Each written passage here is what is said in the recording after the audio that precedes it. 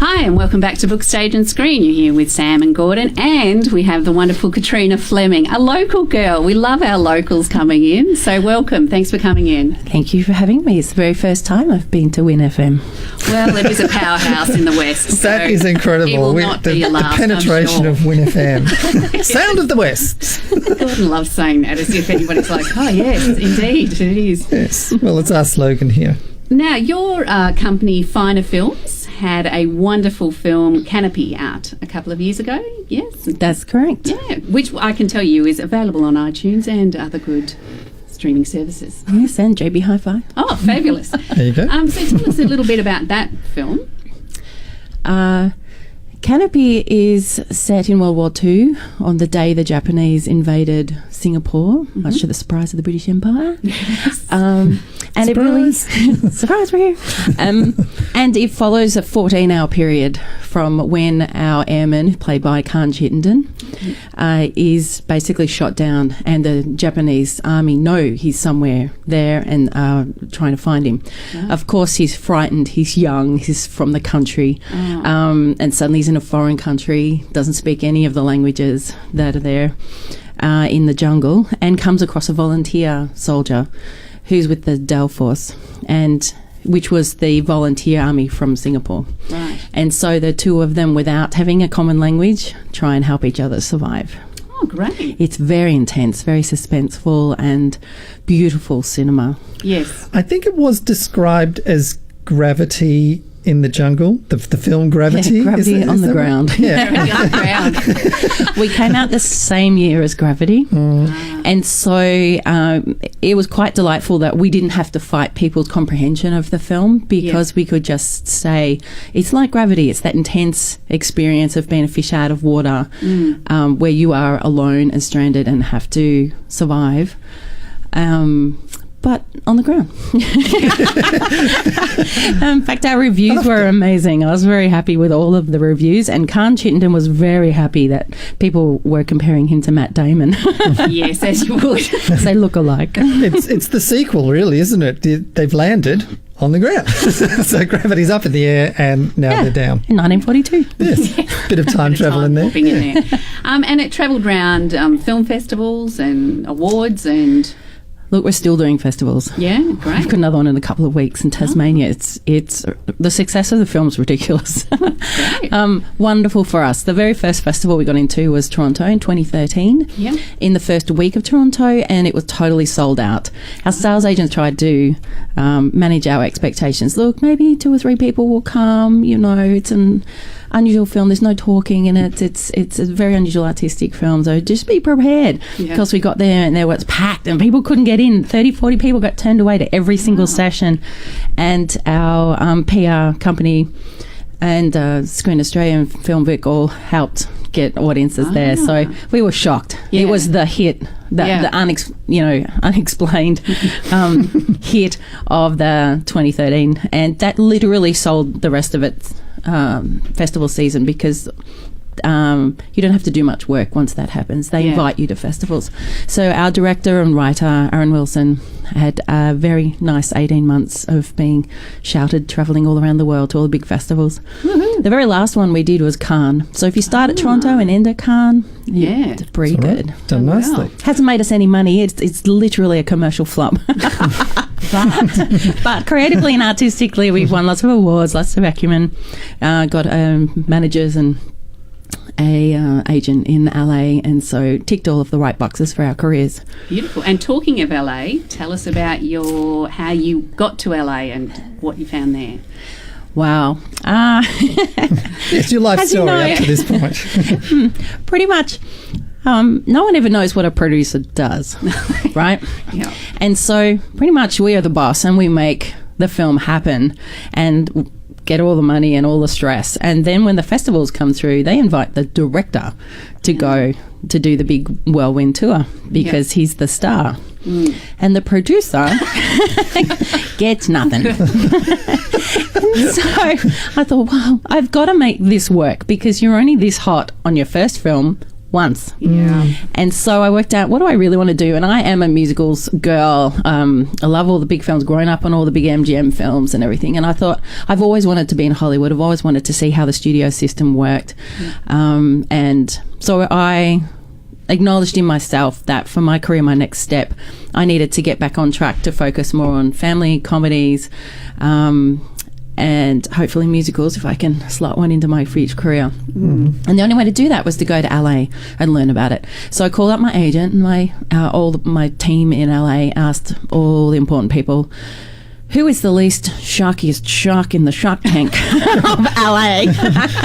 I don't want to be lamb to slaughter. Yeah. I want to go to LA and learn about the studio system, but, you know, I'm impressionable and idealistic. So, and they all said Dan Lin. They all came up and said Dan Lin. Yeah. And Dan Lin is the guy that created the Lego movies. He was amazing, hanging out with his two little boys playing Lego and said, that's IP. Everyone around the world plays with Lego, and started to make the film, and now it's huge. Yeah. And so I managed to contact them and say, I can come over for 6 months. It'll be sponsored by Film Victoria if you say yes. Sort of a chicken and egg thing. Yeah. Turned out an Australian worked there already who had already done the 6-month internship like the year before, knew all about all the paperwork, and went, yeah, I know who Katrina Fleming is. She should be great. So he helped organise it. Next thing you know, I just applied Film Victoria, got a grant for $35,000 for professional development. Yeah, great. Which is now my great honour and obligation to try and bring more projects back to Victoria. Okay. That are better developed because of my script development experience, better financed because of my connections now with studios in LA, and just better in general. So that is now my aim, is to bring American films to Victoria, to bring more work for everyone. Great. Yeah, especially now that Trump's president, and I probably won't move there. Yeah, we've had a few Trump-themed jokes this morning. It's fun. King Trump, I call him. Yes. The Trumpalanche. Thank you, Hugh Remington, for coming up with Trumpalanche. Yes, that was a good one. I'm very happy with that. Yeah. Oh, no. So what is your Singapore connection then? Because Canopy has obviously a strong Singapore connection. How did that all come about? The story is set in World War II, in the fall of Singapore, so we had to film in Singapore. We were heavily encouraged to fake it in Queensland by certain government agencies, but Aaron Wilson, the writer-director, and myself are both into authenticity, so we wanted to film in Singapore. We had already been working in Singapore, making short films, getting to know crews, starting to know the lay of the land, understanding their culture. Yeah. Aaron started to learn Mandarin. So basically we were arming ourselves to have been in the best position to make a really wonderful unofficial co-production with Singapore, with our partners there, and it just worked out an absolute treat. It was absolutely magical to be on set. Mostly filmed it all at night. Okay. And if you can imagine, we were as wet standing out in that jungle as you would be under a full shower. It was that hot. But just totally brilliant. Yeah. So there's a Singapore connection. So bring that back, I guess, to LA and trying to bring productions here. What do you think that Australia could really, what kind of stories could we do more of? Yeah. You talked about family-based ones, and there's been a few, Red Dog and Paper Planes have been very brilliant successful films. Yeah. I guess I have my eye on similar films to those, which would be financed and made just within Australia. So I have a separate slate. There's Australian films with Australian stories, right. But also I'm proactively working with a producer in the States to do a $70 million live-action animation talking animals kind of film. So based on a Hans Christian Andersen story. Okay. And so that's very big deal, co-production, which I hope comes off, but it may not because, this is Hollywood. And also it depends on government here as well, don't they? Oh, no, they're on board. They're on board. They're on board. Oh, okay. Yeah. Come on. But there's so many stories about, and it's not happening until you're actually sitting down watching it. So many people have had stories about films or TV shows that have crashed and burned at the last minute. So until the money's in the bank, It's not. But this is that's a good, to send an Australian there to get the feel of the land of what it is over there. Because I heard you talk about it. It's a very different system. Oh, it's incredibly different. Because we had Wayne Hope on here talking about Upper Middle Bogan. He was saying, you think there is an industry here, but it's in comparison like a cottage industry. And he said that's not bad because of the population, but when they went over because of Upper Middle Bogan became Best of both worlds. Best of both worlds. Over there they shot a pilot, and he was just saying the difference between here and shooting a pilot over there was just poles apart. And that was television. There's no comparison. So, it is an industry in LA. Yes. And a very quirky and unusual one. But the way the stories are developed are very different, and the way the two industries are financed are incredibly different. I think what we really have on our side here in Australia is the 40% producer offset. If we can maintain that the producer keeps that is a very good thing. Yeah. Same with the location offsets and other offsets. They're all very helpful for bringing work to sparsely populated country on the other side of the world. So they're very good programs. But one of the great things about here is, of course, that writer-directors can develop unique stories and have a unique Australian voice, and we can see ourselves reflected on screen, and that's really awesome. The problem for me, personally, just for my career, and I can only speak to myself, is that I want a career in comedy, and the Australian comedic voice doesn't necessarily travel. So when I'm thinking about stories being made in Australia, I'm thinking about small stories, comedy and drama, that are Australian voices on budgets of around $1 to $2 million.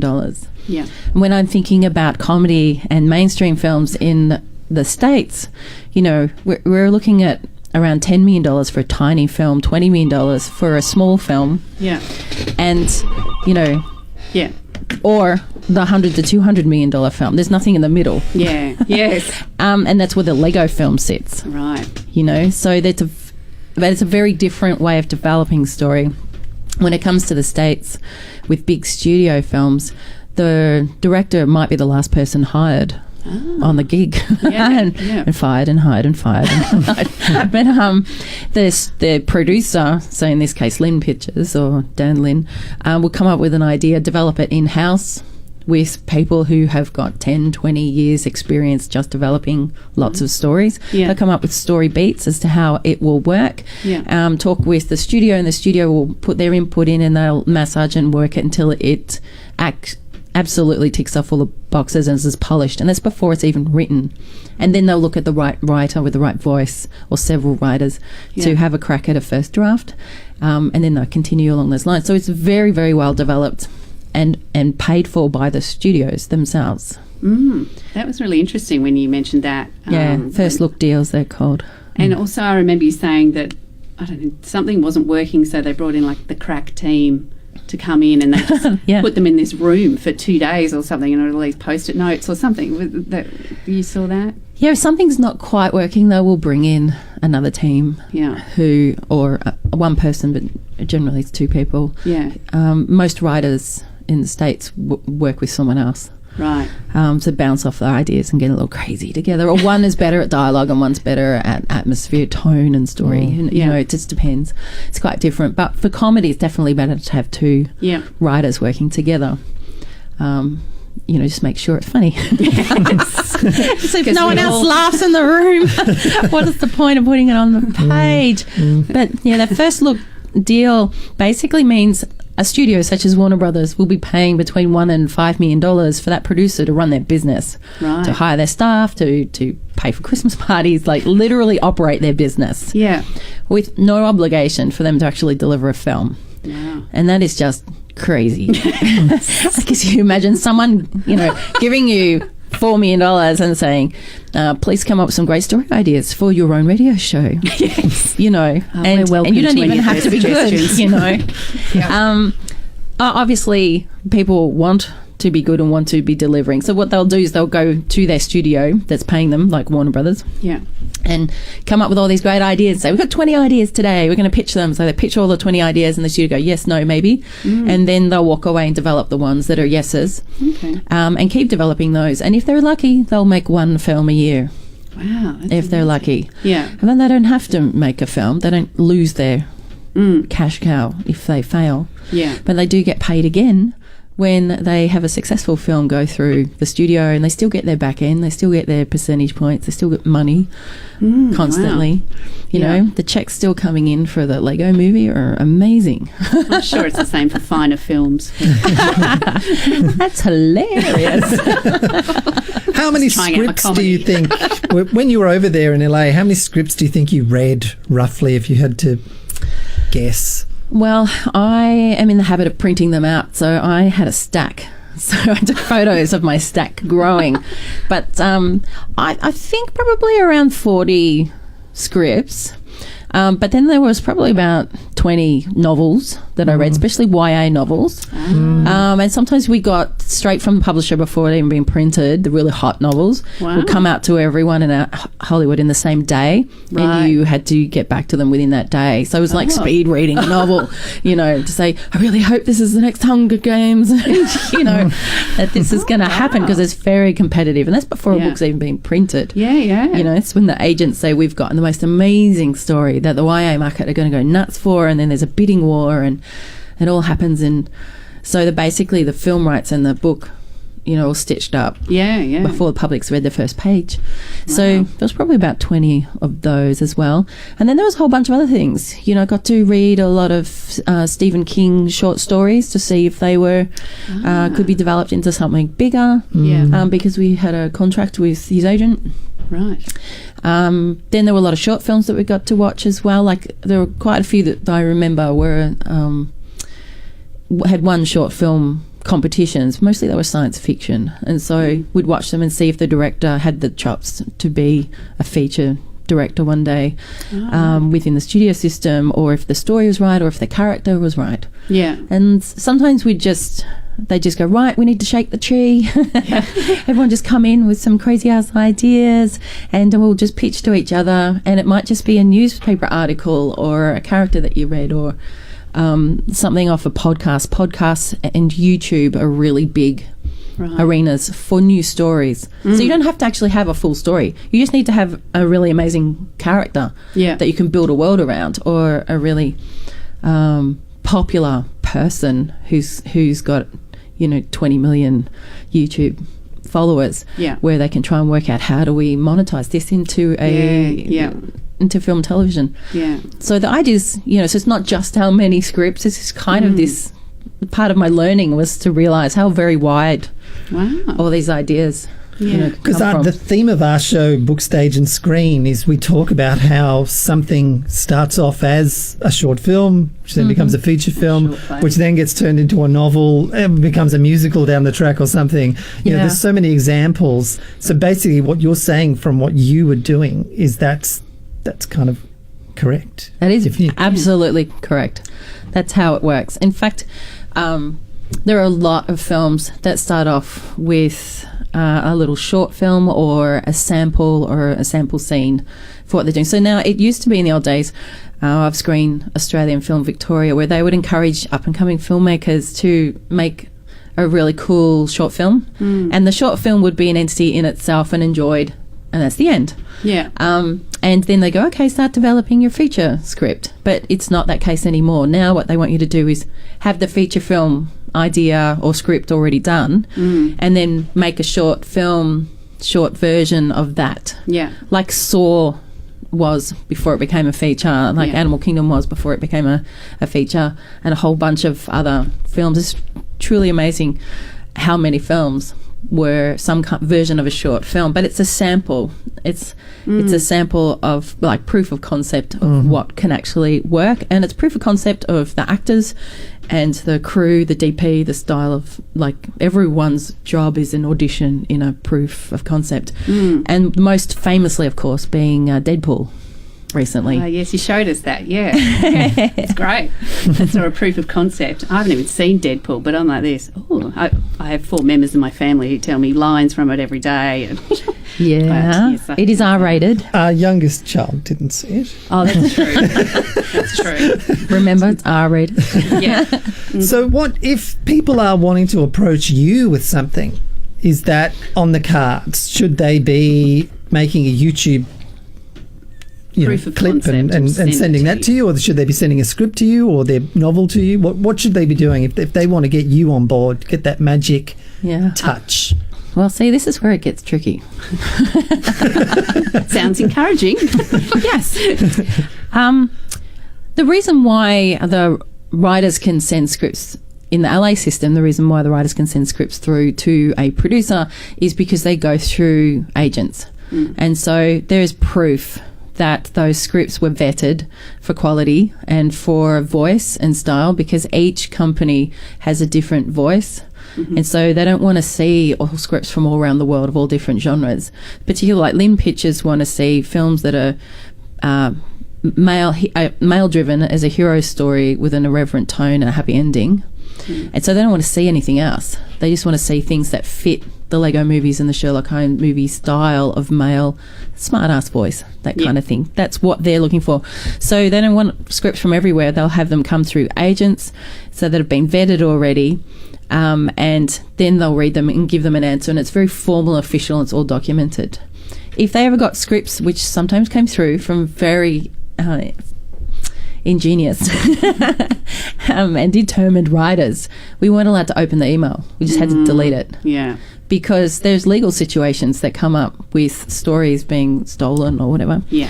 We don't have that system here, and so I proactively encourage people not to approach me with stories. But some people still do, or it'll come through my lawyer, or it'll come through the director. Right.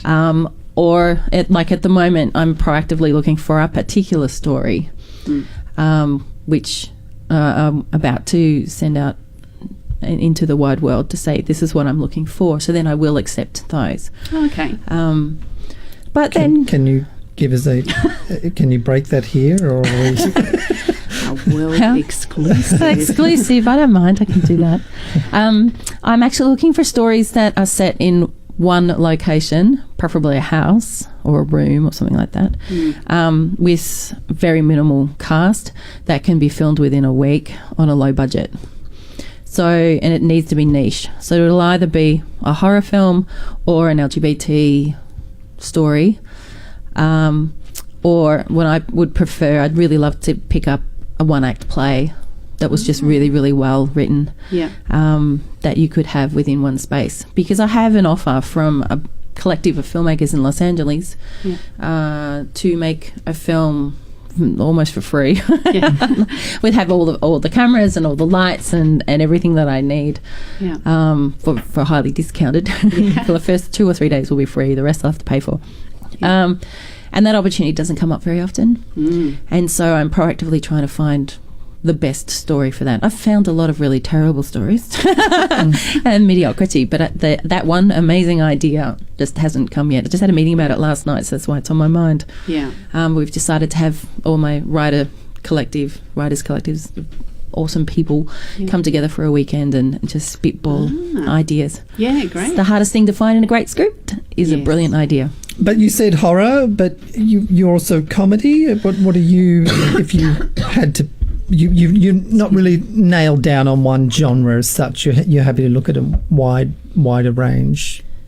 I prefer comedy and drama that is mainstream, but beggars can't be choosers for a small budget film. But I also understand with the horror genre, it just lands when you look at the numbers, international numbers. Horror films travel so well. You know, when you look throughout Asia, horror does well. Throughout South America, horror does well, and of course America, horror smashes it. Not so much here in Australia, to be brutal about our own box office, but horror just smashes it for a nothing budget. Yeah, 100 Bloody Acres did very well overseas. It's an Australian horror comedy. Yeah. The Cairns brothers. Sorry about my cold. That's right. 'Tis the season. I thought I had it under control. Now that I've been talking for a while, it's rearing its ugly coffee head. I don't particularly like horror films myself because I'm a very visual person and I end up having nightmares for years. Make your own film.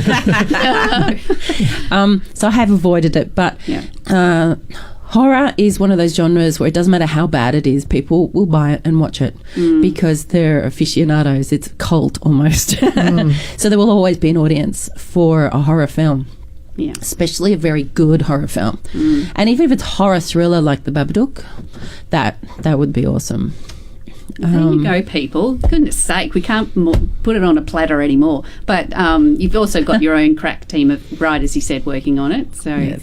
I'm sure there's a gem somewhere out there. The cogs are in motion. Yes. So it'll happen. Well, thanks for telling us about what you want, what you're looking for, and what your experience was in LA. But what about Laverton? What's happening in Laverton? I mean, the question never mind we're all LA. asking is, I've got nothing to We do want to know Sunday what's going week, on in Laverton. and Laverton's the place to be. Is there anything you can think of? Nice segue, guys. Utterly ridiculous segue, but nevertheless. LA to Laverton. Yes, the one event that I'm involved in every year is the Laverton Festival. I haven't been able to do it this year because I was hoping I was going to be in LA. But my brother is the festival director of the Laverton Festival. So if you are looking for some free entertainment for the kids, it is on Sunday the 20th in the main part of Laverton near the freeway, not the old part. Yep. And they have local artists come and sing and perform and bands and things like that. So that's really fun. There's a $10 package for rides, so they can use all the different rides. And there's a lot of free events and activities for kids.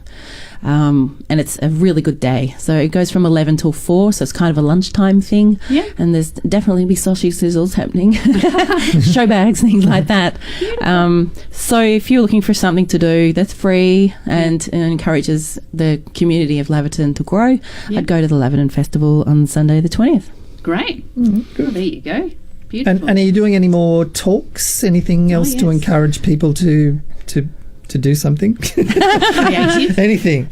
Yes, I've just been invited to speak at AFTRS, Australian Film Television Radio School in Sydney. So I've pretty much spoken at every film school and avenue there is in Victoria. So I'm expanding my speaker business interstate, which I'm really happy to do. I used to be a teacher and I miss having that interaction with people. And it is not only my obligation to share my skills and experience from being in LA on tax-funded professional development trip, but it's also my honour to share my experiences with my fellow Victorians. Yeah, it's great because I'm sure people do it, but you very rarely hear about the cogs and the wheels turning and how it all works. And so it's great that you could share that with us. It is such a mystery. People are always like, how does it work in Hollywood? I'm like, there is no frame of reference in Australia for how it works. In Hollywood is a completely different beast.